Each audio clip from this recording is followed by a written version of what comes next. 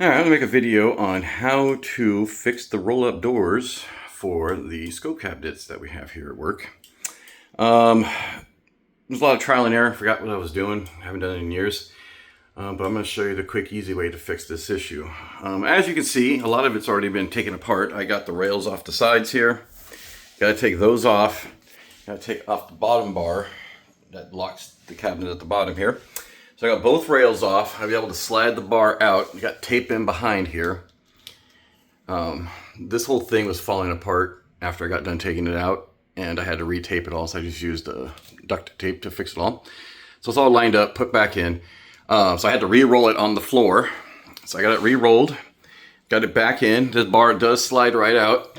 It pops out on one side and comes right out, so I can put the thing back in.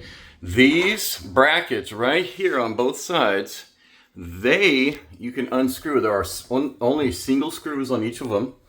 These unscrew, the whole thing comes out, and you can hook on one side and slide it in to set it.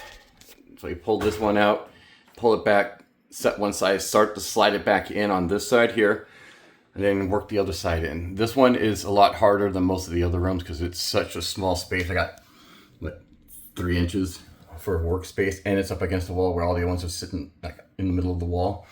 So did all the hard work, realized I could have saved a lot more time just doing this, what I'm going to be showing you right now. So you take this, as you can see, it rolls backwards. In here there are 3 bushing units. One's here, one right in the middle, and one's right on this end. The middle one actually holds the spring load, and it's got these reversing hooks on it, so you can actually spin it backwards and it will not lose spring tension as it's set. But as you can see, no tension on it. We're going to tension it, then we're going to put it all back together. So what we're going to do is come up here, back this out a little bit. So on here, I'm just going to give it a spin until it starts to back seat. So now I know the little hook in there is hooked onto the spring. So now it's just going to keep rolling back to the same spot. So what you're going to do, so my edge of it's right here. So I'm just going to give it a couple of turns. One, probably like 1.5. So we're going to turn it up to right here. So what I'm going to do now is take the tape off, and then I am going to roll it over the top of this roller, and then I'm going to slide the bottom plate back on. And I left extra tape so I can tape on the bottom bar and lock it into position. And I think I hardly have enough spring load on this now, but as you can see what it does, it'll just backspin forever. But I can come back and set it in a different position, which maybe right there is where I want to set it. So I'm going to spin it once and twice, and I'm going to disconnect it, bring it over the top bar right here, which spins freely.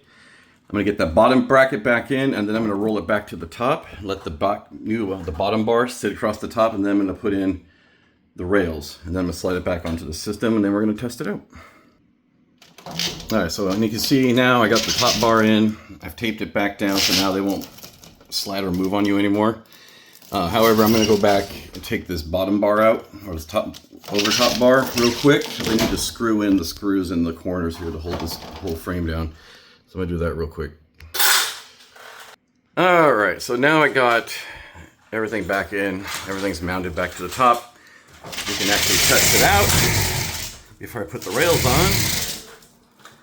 I'm kind of looking forward to see, make sure it all rolls back into position here without sagging. And that's what you want to see. You don't want to see any of that extra sag hanging down top of these GI scopes. Yeah, I'm going to be pulling all of these out because they all need to be re-cleaned anyways. So this part is done. I just got to put the rails back on, and we're ready to rock and roll. All right, now I got the rails installed.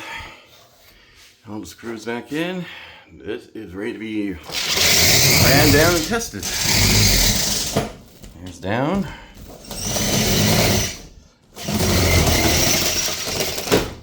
Up. Perfect. I mean, you can put it more tight, have it easier to pull up and push down for them, but I think this is good the way it is. I'm going to go with it. There you go. That's how you do it the easy way instead of the hard way where I take stuff off the walls and rebuild everything. It's a lot of fun, but this job should take about 30 minutes, maybe 35, 40 minutes at most. All right, Until next time.